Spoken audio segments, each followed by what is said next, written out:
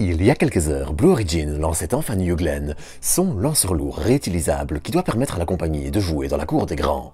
Si jusqu'à présent l'entreprise de Jeff Bezos était cantonnée aux petits bonds hors de l'atmosphère et au tourisme spatial avec sa petite fusée New Shepard, New Glenn doit signer un tournant majeur. Le lanceur s'attaque en effet directement aux Falcon 9, Falcon Heavy, Ariane 6, Vulcan et autres lanceurs qui sont déjà sur le marché. Mais justement, en quoi New Glenn est-elle intéressante? Que faut-il retenir de ce premier lancement? Et Blue Origin peut-elle seulement espérer s'attaquer à un marché dominé par SpaceX? C'est ce qu'on va voir ensemble dans cet épisode. Avant de commencer, je vais juste vous inviter à vous abonner si vous ne l'êtes pas encore, ainsi qu'à liker, commenter et partager cet épisode. Enfin, si vous avez envie d'acheter du matériel astro, des météorites ou autres goodies dans le thème de l'espace, n'hésitez pas à aller faire un tour chez AstroShop via le lien en description. Allez, j'ai déjà assez parlé, alors bienvenue pour une nouvelle dose d'espace.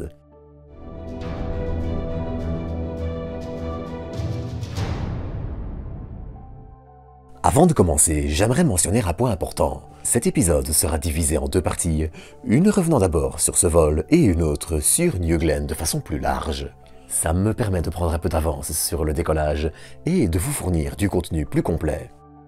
Ce matin à 8h03, avec quelques jours de retard, les 7 moteurs BE4 larges de chacun près d'1,80 m de la fusée lourde New Glenn se sont enfin allumés, propulsant le géant de 98 mètres de haut et 7 de large pour un vol inaugural haut en couleur au cours duquel nous allions être plusieurs à retenir notre souffle. Et pourtant, il faut le dire, Blue Origin a réussi aujourd'hui un exploit assez impressionnant. À peine plus petite que Saturne V qui emmena l'homme sur la Lune, New Glenn a placé avec succès sa charge utile sur son orbite cible, ce qui incluait plein d'étapes particulièrement délicates.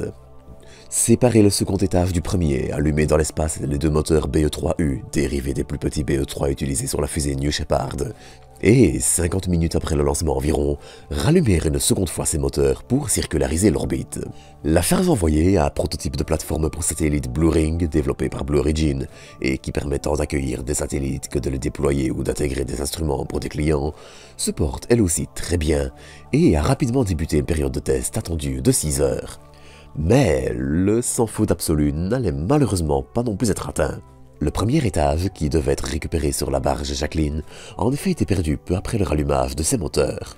Alors, difficile de comprendre exactement ce qu'il s'est passé, et ça va demander pas mal de boulot à Blue Origin avant le prochain vol attendu en mars, mais il semble avoir été détruit peu après avoir rallumé ses moteurs pour sa réentrée. Le problème peut ainsi venir de plein de choses. Explosion de moteur, fuite de carburant. Mais en tout cas, il faudra suivre de près la carrière du lanceur qui s'annonce passionnante, surtout après ce premier lancement qui signe, malgré tout, un début de carrière réussi. Et qui a aussi permis à Blue Origin de rejoindre le cercle fermé des entreprises qui atteignent l'orbite à la première tentative. Mais bref. Et ce lancement, eh bien, il faut avouer qu'il était attendu de longue date. Alors que l'entreprise s'est au départ focalisée depuis 2006, 6 ans après sa création, sur les essais du démonstrateur Goddard, suivi du premier vol de sa fusée New Shepard en 2012, Blue Origin n'a pas non plus pour autant caché ses objectifs. Si le développement d'une petite fusée permettant de petits bonds hors de l'atmosphère et le développement d'un tourisme spatial relativement peu cher et bien moins dangereux que la concurrence était une sorte de première étape, ça a aussi très vite permis à l'entreprise de se faire un nom et des revenus en lançant au départ des charges expérimentales pour la NASA par exemple. Et dès 2012, les choses allaient rapidement commencer à changer. C'est en effet cette année-là, alors que New Shepard commence à peine à voler, que l'entreprise fondée par Jeff Bezos, créateur d'Amazon, allait annoncer sa première fusée orbitale dédiée non plus au tourisme spatial de quelques minutes, mais au lancement de satellites et autres. Dès 2013, le lanceur, baptisé New Glenn à partir de 2016 en hommage à l'astronaute John Glenn, premier astronaute américain à orbiter la Terre, commence à se dévoiler. Il sera réutilisable et utilisera ses moteurs pour revenir se poser comme Falcon 9 ou New Shepard. Et si maintenant ce choix relève presque du classique, eh bien à l'époque, le choix était aussi audacieux. Ce n'est qu'en novembre et décembre 2015 que Blue Origin puis SpaceX réussiront à utiliser cette technique pour récupérer leur lanceur et 2 ans plus tôt, faire ce pari pour développer un nouveau lanceur est particulièrement osé. Rappelons d'ailleurs que si c'était dans les plans de SpaceX depuis longtemps aussi, eh bien les premières versions de Falcon 9 étaient non réutilisables et permettaient déjà à l'entreprise d'avoir une certaine cadence de vol. Et donc des revenus aussi. Toujours dans la même période, vers 2016, le véhicule commence alors à se dévoiler. On sait par exemple qu'il utilisera des moteurs baptisés BE4 qui brûleront un mélange de méthane et d'oxygène liquide, un mélange de carburant qui a l'avantage d'offrir un rendement correct avec des prix inférieurs aux dérivés du kérosène, le RP1, que brûlent par exemple des lanceurs comme Falcon 9. Mais ce n'est pas tellement à Falcon 9 qu'il faudrait comparer New Glenn. Là où le lanceur réutilisable de SpaceX a une capacité d'emport en orbite basse de 22 tonnes dans sa version non réutilisable, New Glenn vise plutôt les 45 dans sa version actuelle, même si de grosses améliorations viendront à l'avenir. Le lanceur se positionne ainsi sur un marché oscillant entre Falcon 9 et Falcon Heavy, qui emporte, elle, une soixantaine de tonnes en orbite basse, lorsqu'aucun élément n'est récupéré. Et c'est bien là que pourrait se jouer la force de New Glenn. Avec un coût de lancement tournant autour des 70 millions de dollars, soit un coût équivalent à Falcon 9 et inférieur au minimum 90 de Falcon Heavy, Blue Origin arrive avec un concurrent sérieux pour l'entreprise d'Elon Musk. D'autant que, si d'ici plusieurs années encore, la baisse des prix annoncée grâce au Starship pourrait mettre New Glenn en difficulté, les marges restent encore plus que correctes. Car malheureusement, les lanceurs géants comme Starship ont aussi un petit défaut.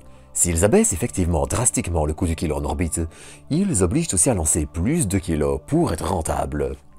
Et si les lanceurs géants sont évidemment importants et pourraient bien permettre le lancement de stations spatiales, télescopes et constellations de satellites, une énorme part du marché restera probablement encore sur des lanceurs plus petits entre guillemets.